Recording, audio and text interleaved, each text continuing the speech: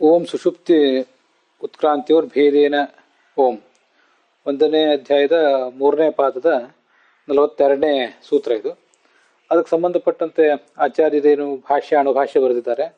ಅದನ್ನು ರಾಘವೇಂದ್ರ ಸ್ವಾಮಿಗಳು ತತ್ವಮಂಜರಿಯಲ್ಲಿ 161ನೇ ಗದ್ಯ ಭಾಗದಲ್ಲಿ ಸಂಗ್ರಹಿಸಿದ್ದಾರೆ. ಸ್ವಪ್ನವನ್ನು ಕಂಡು ಅದರ ವಿಕಾರಕ್ಕೊಳಗಾಗುವವನು ಜೀವ, ಅದ್ರ ಬಗ್ಗೆ ಏನು ಸಂಶಯ ಇಲ್ಲ. ಆದರೆ ಸರ್ವಜ್ಞನಾದ್ರಿಂದ ಸ್ವಪ್ನವನ್ನು ಕಾಣುವವನು ಪರಮಾತ್ಮನೇ ಹೌದು ಮುಖ್ಯವಾಗಿ. ಇದನ್ನ ಬೇರೆ ಬೇರೆ ಛಾಂದೋಗ್ಯ ಉಪನಿಷತ್ತು ಮೊದಲಾದ ಕಡೆ ವರ್ಣಿಸಿದ್ದಾರೆ. ಸ್ವಪ್ನ ಪದಾರ್ಥಾನಾಂ ಸತ್ಯತ್ವೇನ ಸರ್ವಜ್ಞತ್ವಾಚ ಈಶ್ವರಸ್ಯ ಪಶ್ಯತಿ ಇತ್ಯಾದಿ ಶಬ್ದ ಮುಖ್ಯಾರ್ಥತ್ವಂಚ ಬೋಧ್ಯಂ.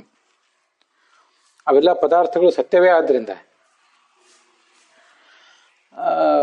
ಅವನನ್ನು ನೋಡುವುದು ಅಂತಂದ್ರೆ ಸುಮ್ಮನೆ ಏನು ಭ್ರಮೆಯಿಂದ ನೋಡುವುದಲ್ಲ, ಯಥಾರ್ಥವಾಗಿಯೇ ನೋಡುವುದು. ಹಾಗಾಗಿ ಎಲ್ಲಾ ಸ್ವಪ್ನ ಪದಾರ್ಥಗಳನ್ನು ಯಥಾರ್ಥವಾಗಿಯೇ ನೋಡ್ತಾ ಇರುವವನು ಈ ಪರಮಾತ್ಮ.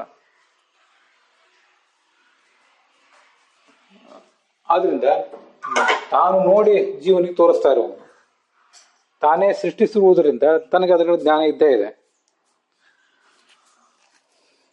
ಹೀಗೆ ತಾನು ನೋಡಿ ಜೀವನಿಗೆ ತೋರಿಸ್ತಾ ಇರೋದ್ರಿಂದ ಪಶ್ಯತಿ ಎಂಬ ಶಬ್ದಕ್ಕೆ ಮುಖ್ಯ ಕರ್ತ ಈ ಪರಮಾತ್ಮನೇ ಆಗಿದ್ದಾನೆ ಅಂತ ಅದರ ತಾತ್ಪರ್ಯ.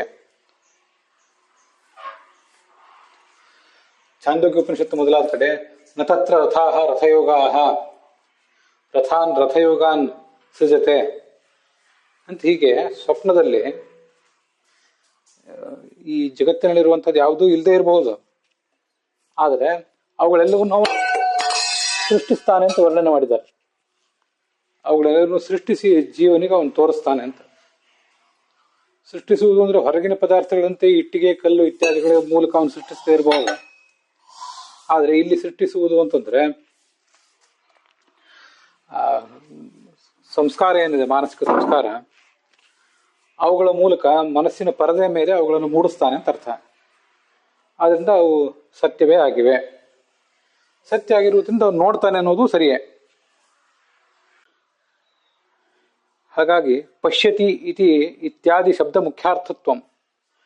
ಪಶ್ಯತಿ ಮೊದಲಾದ ಶಬ್ದಗಳಿಗೆ ಮುಖ್ಯವಾಗಿ ವಾಚ್ಯ ಅವನೇ ಅಂತ ಅದನ್ನು ನಾವಿಲ್ಲಿ ಹೊಂದಿಸಬಹುದು ಅಂತ ತಾತ್ಪರ್ಯ. ತತ್ತ ಕಿಂಚಿತ್ ಪಶ್ಯತಿ ಇತ್ಯುಕ್ತ ಸಮನ್ವಯ ಸ್ವಪ್ನ ದೃಷ್ಟ ನಿರ್ದೇಶೇ ಕಾರ್ಯೇ.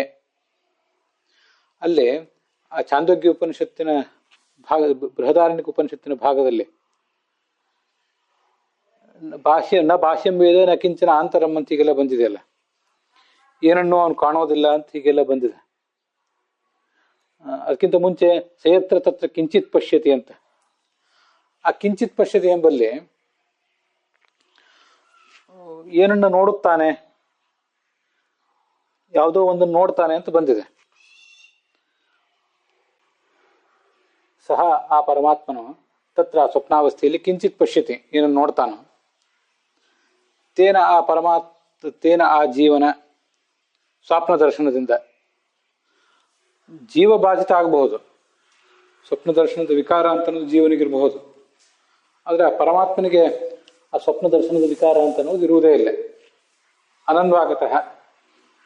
ಅದರಿಂದ ಪರಮಾತ್ಮ ಮಾತ್ರ ಯಾವುದೇ ರೀತಿಯಿಂದಲೂ ಬಾಧಿತನಾದವನಲ್ಲ. ಅನನ್ವಾಗತಃ ದುಃಖದಿಂದ ಅಸಂಸ್ಪೃಷ್ಟನಾಗಿ ಭವತಿ ಇರ್ತಾನೆ. ಯಾಕೆಂದ್ರೆ ಅಸಂಗಃ ಅಯಂ ಪುರುಷಃ, ಈ ಪರಮಾತ್ಮ ಅಸಂಗನಾಗಿದ್ದಾನೆ ಅಂತ ಅಲ್ಲಿ ತಾತ್ಪರ್ಯ ಇದೆ.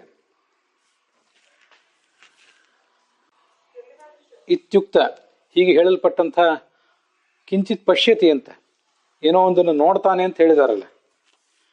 ನಾನು ಮೊದಲು ಏನನ್ನು ನೋಡುವುದಿಲ್ಲ ಅಂತ ಹೇಳಿದೆ, ಅದಲ್ಲ, ಏನೋ ಒಂದನ್ನು ನೋಡ್ತಾನೆ ಅಂತ ಅಲ್ಲಿ ವರ್ಣನೆ ಮಾಡಿದಾರಲ್ಲ, ಅಲ್ಲಿ ವರ್ಣಿಸಲ್ಪಟ್ಟಂತಹ ಸ್ವಪ್ನ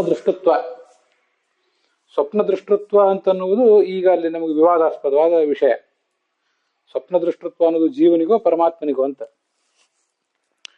ಸ್ವಪ್ನ ದೃಷ್ಟತ್ವ ಅನ್ನೋದು ಜೀವನಿಗೆ ಇರುವುದು, ಆದ್ರಿಂದ ಇಲ್ಲಿ ಹೇಳಲ್ಪಟ್ಟವನು ಜೀವ ಅಂತ ಪ್ರಶ್ನೆ ಮಾಡಿದವರು. ಸ್ವಪ್ನ ದೃಷ್ಟತ್ವ ಅಂತ ಅನ್ನೋದು ಪರಮಾತ್ಮನಿಗೆ ಮುಖ್ಯವಾಗಿದೆ, ಅದು ಜೀವನಿಗಿರೋದು ಅಮುಖ್ಯವಾಗಿ ಅಂತ ನಾವು ಉಳಿದವರು ಉತ್ತರ ಕೊಟ್ವಿ. ನಾವು ಸಿದ್ಧಾಂತಗಳು ಅವರಿಗೆ ಉತ್ತರ ಕೊಟ್ವಿ. ಹಾಗಾಗಿ ಇಲ್ಲಿ ಕಂಪಕೋನ್ಯಶ್ಚ ಜೀವತಃ ಅಂತನ್ನುವಲ್ಲಿ ಜೀವನಿಗಿಂತ ಭಿನ್ನ ಅಂತ ಯಾಕೆ ಹೇಳಬೇಕಾಗಿತ್ತು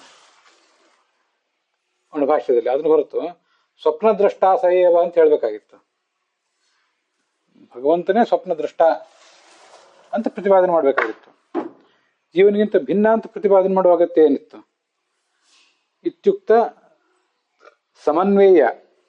ಇಲ್ಲಿ ಸಮನ್ವಯಿಸಲ್ಪಡಬೇಕಾದಂತಹ ಶಬ್ದ ಯಾವುದು ಅಂದ್ರೆ ಸ್ವಪ್ನ ದೃಷ್ಟತ್ವ. ಸ್ವಪ್ನ ದೃಷ್ಟತ್ವ ಅನ್ನುವುದೇ ಇಲ್ಲಿ ಸಮನ್ವಯವಾದ ಶಬ್ದ.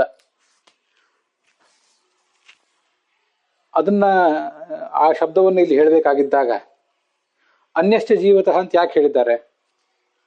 ಜೀವೇನ ಅನ್ಯ ಅಂತ ಹೇಳುವುದ್ರ ಉದ್ದೇಶ ಏನು ಅಂತ ಪ್ರಶ್ನೆ ಬಂದ್ರೆ, ಅದಕ್ಕೆ ಹಿಂದಿನ ಸೂತ್ರದಲ್ಲಿ ಆಕಾಶ ಅರ್ಥಾಂತರತ್ವಾದಿ ವ್ಯಪದೇಶಾತ್, ಹಿಂದಿನ ಸೂತ್ರ ಅಂತ ಹೇಳಿದೆ, 41ನೇ ಸೂತ್ರ ಅಲ್ಲ 42ನೇ ಸೂತ್ರದಲ್ಲಿ ಸುಷುಪ್ತ್ಯುತ್ಕ್ರಾಂತಿಯವರು ಭೇದೇನ ಅಂತ ಬಂದಿದೆಯಲ್ಲ, ವ್ಯಾಸರು ಜೀವ ಮತ್ತು ಪರಮಾತ್ಮರಿಬ್ಬರನ್ನು ಕೂಡ ಭಿನ್ನರು ಅಂತ ನಿರ್ದೇಶಿಸಿದ್ದಾರೆ ಭೇದೇನ ಎಂಬ ಶಬ್ದದಿಂದ. ಹಿಂದಿನ ಸೂತ್ರ ಅಲ್ಲ, ಇದೇ ಸೂತ್ರವನ್ನು ಇಟ್ಕೊಳ್ಬೇಕು. ಹಿಂದಿನ ಸೂತ್ರದ ಅಧಿಕರಣನೂ ಬೇರೆ, ವಿಷಯ ಬೇರೆ, ಅದಲ್ಲ. ಇಲ್ಲಿ ಜೀವ ಪರಮಾತ್ಮರನ್ನು ಇಬ್ಬರನ್ನು ಕೂಡ ವ್ಯಾಸರು ಭಿನ್ನರು ಅಂತ ನಿರ್ದೇಶಿಸಿದ್ದಾರೆ.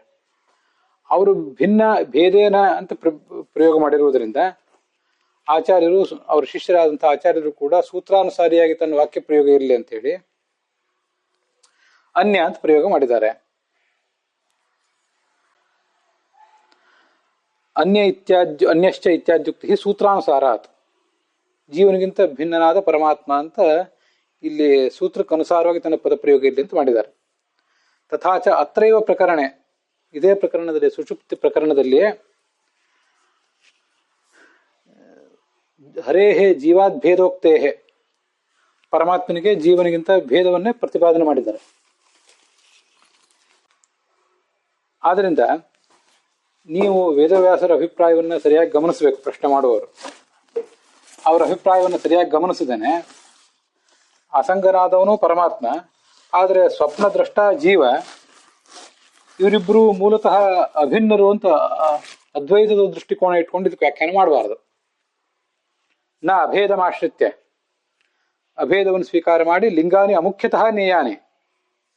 ಲಿಂಗ ಅಂದ್ರೆ ಸ್ವಪ್ನ ದೃಷ್ಟತ್ವ ಅನ್ನುವುದು ಒಂದು ಲಿಂಗ.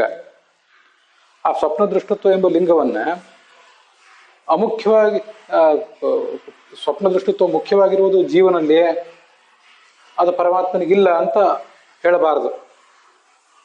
ಲಿಂಗಾನಿ ಅಮುಖ್ಯತಃ ನೇಯಾನಿ. ಲಿಂಗ ಅಂದ್ರೆ ಯಾವುದು? ಸ್ವಪ್ನ ದೃಷ್ಟತ್ವ ಅನ್ನೋದು ಒಂದು ಲಿಂಗ. ಸ್ವಪ್ನ ದೃಷ್ಟತ್ವ ಎಂಬ ಲಿಂಗವನ್ನ ಮುಖ್ಯವಾಗಿ ಜೀವನಲ್ಲಿ ಪರಿಗಣಿಸಿ, ಅದು ಪರಮಾತ್ಮನಲ್ಲಿ ಬರೋದಿಲ್ಲ. ಅವರಿಬ್ರು ಅಭಿನ್ನರಾದ್ರಿಂದ ಬರ್ತದಷ್ಟೇ ಅಂತ ಹೀಗೆಲ್ಲ ಮಾತಾಡಬಾರ್ದು. ಸ್ವಪ್ನ ದೃಷ್ಟತ್ವ ಅಂತ ಅನ್ನೋದು ಕೂಡ ಮುಖ್ಯವಾಗಿ ಪರಮಾತ್ಮನಿಗೆ. ಅಭೇದಮಾಶ್ರಿತ್ಯ ಲಿಂಗಾನಿ ಅಮುಖ್ಯತಃ ನ ನೇಯಾನಿ. ಅಭೇದ ಸಿದ್ಧಾಂತವನ್ನು ಸ್ವೀಕಾರ ಮಾಡಿ ವಿಷ್ಣುವಿನ ಲಿಂಗಗಳನ್ನು ಬೇರೆ ಯಾರಲ್ಲೋ ತಗೊಂಡು ಹೋಗಬಾರದು. ಅದು ಮುಖ್ಯವಾಗಿ ವಿಷ್ಣುವಿಗೆ ಸಂಬಂಧಪಡುವಂತಹ ಲಿಂಗ. ಇತಿ ತದ್ಬಲಾತ್ ದ್ರವತಿ ಇತ್ಯಾದಿ ಶಬ್ದ ಮುಖ್ಯಾರ್ಥ ಹರಿರೇವ ಇತಿ ಭಾವ. ಆದ್ರಿಂದ ಅಲ್ಲೇನು ದ್ರವತಿ ಇತ್ಯಾದಿ ಶಬ್ದಗಳು ಬಂದಿವೆ. ಸಯತ್ರ ತತ್ರ ಕಿಂಚಿತ್ ಪಶ್ಯತಿ ಅನನ್ವಾಗತಃ ತೇನ ಭವತಿ ಅಸಂಗೋಹ್ಯಂ ಪುರುಷಃ ಸವಾ ಏಷ ಏತಸ್ಮಿನ್ ಪ್ರಸಾದೆ ರತ್ವಾ ಚರಿತ್ವಾ ಸಚ ಪಾಪಂ ಪುನಃ ಪ್ರತಿನ್ಯಾಯಂ ಪ್ರತಿ ಯೋನಿ ಆದ್ರವತಿ ಅಂತ ಬಂದಿದೆ ನೋಡಿ. ಪ್ರತಿಯೊಂದು ಯೋನಿಯಲ್ಲಿಯೂ ಕೂಡ ಜೀವನನ್ನ ತಗೊಂಡೋಗಿ ಮುಟ್ಟಿಸ್ತಾನೆ. ಆ ಜೀವನೊಂದಿಗೆ ಹೋಗ್ತಾನೆ. ಅವನು ಎಲ್ಲೆಲ್ಲಿ ಸಂಚಾರ ಮಾಡಬೇಕೋ ಅಲ್ಲೆಲ್ಲ ಸಂಚಾರ ಮಾಡ್ತಾನೆ ಜೀವನ ಜೊತೆಗೇನೆ. ಸ್ವಪ್ನ ಸ್ಥಾನದಲ್ಲಿ ಒಂದು, ಕನಸು ಬೀಳುವಾಗ ಒಂದು ಕಡೆ ಇರ್ತಾನೆ, ಎಚ್ಚರ ಇರುವಾಗ ಇನ್ನೊಂದು ಕಡೆ, ಮಲ್ಕೊಳ್ಳುವಾಗ ಇನ್ನೊಂದು ಕಡೆ ಅಂತ ಹೀಗೆಲ್ಲ ಸಂಚಾರ ಮಾಡ್ತಾನೆ. ಆದ್ರವತಿ ಅನ್ನುವುದು ಕೂಡ ಇತ್ಯಾದಿ ಶಬ್ದಗಳಿಗೆ ಜೀವ ಮುಖ್ಯಾರ್ಥ ಅಲ್ಲ, ಹರಿಯೇ ಮುಖ್ಯಾರ್ಥ. ಸ್ವಪ್ನವನ್ನು ಮುಖ್ಯವಾಗಿ ಕಾಣುವವನು ಅವನೇ ಆಗಿದ್ದಾನೆ ಅಂತ ಮುಖ್ಯಾರ್ಥವಾಗಿ ಹರಿಯನ್ನೇ ಸ್ವೀಕಾರ ಮಾಡಬೇಕು ಹೊರತು ಅದು ಮುಖ್ಯಾರ್ಥವಾಗಿ ಜೀವನನ್ನು ಸ್ವೀಕಾರ ಮಾಡಬಾರದು.